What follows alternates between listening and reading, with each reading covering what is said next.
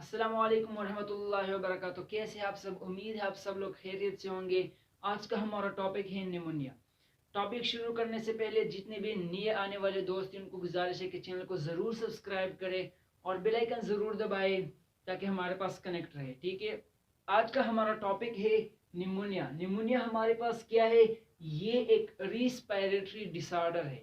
मतलब respiratory system के disorder में से निमोनिया जो है ये भी एक रिस्पायरेटरी डिसऑर्डर है, एक बीमारी है जिसकी जो कि लंग्स में ईयर 6 की वजह से वो लगता है। ठीक है, उनको अब हम बात करने वाले कि बेसिकली ये है क्या। तो सबसे पहला पॉइंट क्या आता है? Pneumonia is a respiratory disorder. सब हम जानते हैं कि निमोनिया जो है ये हमारे पास एक रिस्पायरेटरी डिसऑर्डर है। हमारे सांस लेने का अमल और सांस बाहर जाने का अमल, जो हमारे पास एनर्जी बनती है, गैस एक्सचेंज करते होता है, उनका एक डिसऑर्डर है जिसको हम बोलते हैं निमोनिया। दोस्तों, निमोनिया हमारे पास बहुत सालों पहले, मतलब बहुत साल पहले से आ रहा है, जो कि इसका पहले कोई खास ट्रीटमेंट नहीं था। फिर साइंटिस्ट ने वर्क किए, लेकिन ये भी हमारे पास एक ग्रेट किलिंग डिजीज में आते हैं, जो कि बहुत से लोग जो वो मर चुके थे निमोनिया की वजह से, मलेरिया की वजह से, ट्यूबरकुलोसिस टीबी की वजह से। कुछ ऐसी डिजीज जो है उसमें निमोनिया भी शामिल है। तो definition, inflammation in the year 6 is called pneumonia. दोस्तों, जब भी ईयर 6, इसका मतलब कि अल्वेओलाई में जब इन्फ्लेमेशन हो जाए, इन्फ्लेमेशन मतलब इन्फेक्शन हो जाए, तो उसको हम सिंपली कहते हैं निमोनिया। ठीक है, निमोनिया हमारे पास क्या है? काजेज। काजेज का मतलब ये है कि निमोनिया किस वजह से हो सकता है, किस वजह से काज हो सकता है। तो इनकी कुछ काजेज है। एक है फंजाई। दोस्तों, कुछ ऐसे फंजाई है जिसकी वजह से निमोनिया हमारे पास काज हो सकता है। इसकी वजह से निमोनिया जो है वो हमारे पास लग जाते हैं। ठीक है, अब दूसरे हमारे पास वायरस। ये वायरस से भी हो सकते हैं। ठीक है, थर्ड नंबर पे है 30 types of bacteria. 30 types of bacteria ऐसे जो कि नॉन बैक्टीरिया है जिनकी वजह से निमोनिया लगता है। फॉर एग्जांपल, जैसे हमारे पास है स्ट्रेप्टोकोकस बैक्टीरिया, और इसके अलावा और भी बैक्टीरिया है। स्ट्रेप्टोकोकस निमोनिया जो है ये एक बैक्टीरिया से लग जाता है, इसको हम कहते हैं स्ट्रेप्टोकोकस बैक्टीरिया। ठीक है, तो हमारे पास जो निमोनिया जो है ये फंजाई, वायरस और बैक्टीरिया से काज हो सकते हैं। ठीक है, अब हमारे पास सिम्टम क्या है कि जब भी आपने निमोनिया मतलब किसी पर्सन को हो गया तो इसमें कौन से अलामात होंगे, कौन से साइंस होंगे, कौन सी सिम्टम्स होंगे।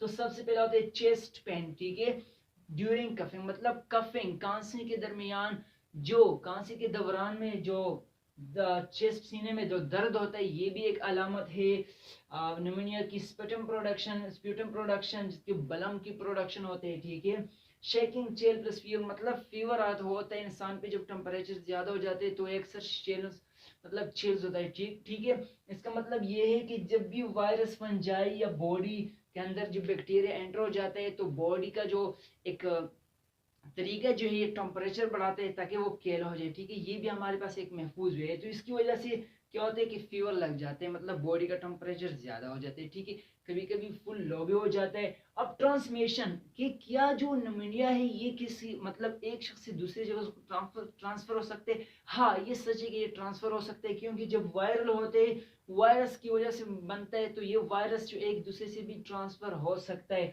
तो हमारे पास एरोसल ड्रॉपलेट्स, हमारे पास एक ऐसे कतरे होते हैं जो कि हम कफिंग या टॉकिंग या स्नीजिंग के दरमियान या के दौरान जो हम हमारे मुंह से निकलते हैं, हमारे नाक से निकलते हैं, तो वो सिंपली हमारे पास निमोनिया को किसी एक शख्स से दूसरे शख्स में ट्रांसमिट कर सकते हैं। ठीक है, ट्रीटमेंट किया है। ट्रीटमेंट हमारे पास अगर बैक्टीरिया से लगा हुआ है तो हम एंटीबायोटिक्स लेंगे, अगर वायरस से लगा हुआ है तो हम लेंगे एंटीवायरल, अगर एंटी फंगल मतलब अगर फंजाई से लगा हुआ है निमोनिया तो इसके लिए हमने एंटी फंगल लेना है। ठीक है, अब हमारे पास और मेडिकेशन भी लेने, हम ओटीसी, ओटीसी कहते हैं ओवर द काउंटर मेडिसिन। ये ओ मेडिकेशन होता है जो कि आपका निमोनिया लगा हुआ है तो आपको फीवर लगे, तो फीवर के लिए हम अक्सर जो टेम्परेचर हमारा बॉडी का ज्यादा होता है तो हम पेनाडोल जो वगैरह के मेडिसिन लेते हैं, वो हम करते हैं। तो इसको हम ओवर द काउंटर कहते हैं। मतलब जब भी एक आपको डिसऑर्डर के दौरान जो और बीमारियां लग जाती है जैसे कि फीवर, चिल्स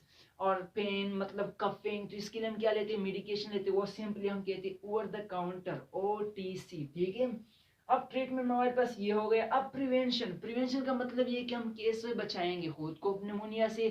कौन से ऐसे तदाबीर, कौन से ऐसे चीज़ें, तरीके अपनाएंगे जो कि हम निमोनिया से बच हो जाए। तो इसका सिंपली मतलब ये कि एक्सरसाइज करनी, ज़्यादा से ज़्यादा एक्सरसाइज की वजह से आपका बॉडी जो है वो हेल्दी बन जाती है, ठीक है। दूसरा है स्ट्रॉन्ग इम्यून सिस्टम, आपने अच्छे अच्छे खुराक खाने, ठीक है। जो भी मतलब अच्छी जिंदगी गुजारने, मतलब दूसरों की चीज़ें भी यूज़ करनी नहीं करनी, जैसा कि टॉवल्स होता है, सोप साबुन होता है, ये भी यूज़ नहीं करना। तो इसकी वजह से वायरस इन पे होते हैं जो कि आपके लिए काफ़ी डैमेज हो सकते हैं, ठीक है, खतरनाक हो सकते हैं। तो strong immune system, healthy foods, अच्छे अच्छे से खुराक तो सेहत के लिए बहुत ज़रूरी है। सेहत आपका अच्छा होगा, इम्यून सिस्टम अच्छा होगा, जिसकी वजह से मतलब डायरेक्टली कोई बैक्टीरिया वायरस आप पर हमला नहीं कर सकता, ठीक है। ये था सिंपली हमारे पास प्रिवेंशन के बारे में। अब हम बात करते हैं कि ऐसी क्या चीज़ है निमोनिया में जिससे बॉडी को खतरा हो जाता है, मतलब किलिंग डिजीज क्यों है। इसका सिंपली मतलब ये है कि ये हमारे पास एक नॉर्मल लंग्स है, ठीक है, ये ट्रैकिया है। जब भी नॉर्मली लंग्स पे जो एयर आता है तो वो यहाँ पे गैस से एक्सचेंज होता है अल्वेओलाई में, ठीक है। अब क्या हो जाता है कि जब भी बैक्टीरिया या वायरस कोई अंदर आ जाता है तो यहाँ पे जो ईयर सेक्स है इसको हम सिंपली अल्वेओलाई कहते हैं, ठीक है, इसको हम सिंपली अल्वेओलाई कहते हैं। अब उसके अंदर क्या होता है, इन्फ्लेमेशन होता है। जब इन्फ्लेमेशन होता है तो इसकी वजह से फ्लूइड्स प्रोड्यूस होते हैं, ब्लड सेल मरते हैं, ठीक है।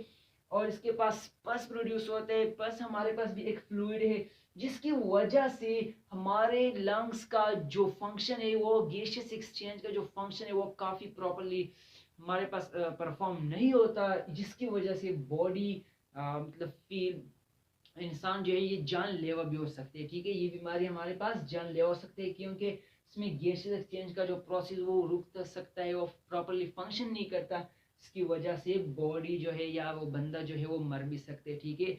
तो ये हमारे पास 3 टाइप्स ऑफ निमोनिया है जिसको हम कहते हैं कम्युनिटी एक्वायर्ड निमोनिया, जो कि हमारे पास वायरस फंजाई जो डायरेक्टली लगते हैं, हम घर पे होते कभी शेयर पे होते, ठीक है। तो ये हमारे पास इतना खतरनाक नहीं है, वो हम मेडिकेशन के जरिए कर सकते हैं। दूसरा है हॉस्पिटल एक्वायर्ड, मतलब हॉस्पिटल एरिया पे जो आपको निमोनिया लगता है तो वहाँ पे भी वायरस बैक्टीरिया फंजाई इसकी वजह से लगते हैं, तो ये भी काफ़ी डैमेज है, मतलब काफ़ी खतरनाक है, ठीक है। 3 नंबर पे है एस्पायरेशन निमोनिया। तो ये हमारे पास एक ऐसा नमूनिया होता है कि जब भी अगर हम फूड पार्टिकल्स को, अगर ये फूड पाइप की बजाय वाइन पाइप पे चला जाए तो ये भी अल्वेओलाई में जाता है। तो अल्वेओलाई में क्या प्रोड्यूस करते हैं, पस प्रोड्यूस करते हैं, फ्लूइड प्रोड्यूस करते हैं, जिसकी वजह से फिर ये फंक्शंस प्रॉपर नहीं कर सकता।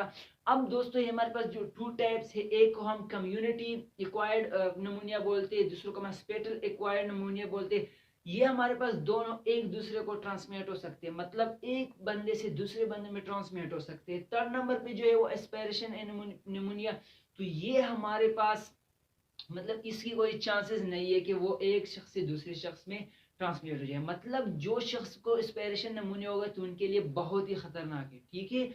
अब हम बात करते हैं कि इसकी वजह से क्या होता है, तो ये भी हमारे पास लंग कैंसर भी इसकी वजह से हो सकता है ना, कि चिल्ड्रन मतलब 2 साल तक या 2 साल से जो 2 साल से जो कम बच्चे होते हैं उनके लिए बहुत खतरनाक होते हैं। ओल्ड एज में हमारे पास 60 ईयर्स एबोव, मतलब जो बूढ़े लोग होते हैं, बूढ़े आदमी होते हैं, तो इनके लिए भी काफ़ी खतरनाक है, उनको हम मतलब उनको लिए मरने के चांसेस बहुत ज़्यादा होते हैं, ठीक है।